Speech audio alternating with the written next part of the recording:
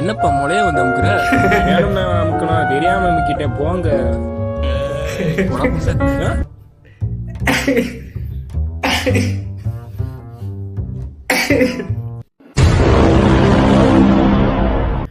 ஒரு தலை சிறந்த அணிலால மட்டும்தான் இப்பேற்பட்ட வேலையை பார்க்க முடியும்.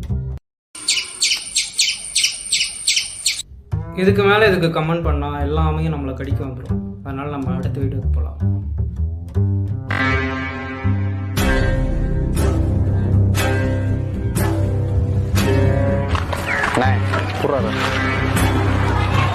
தப்புஸ்டானே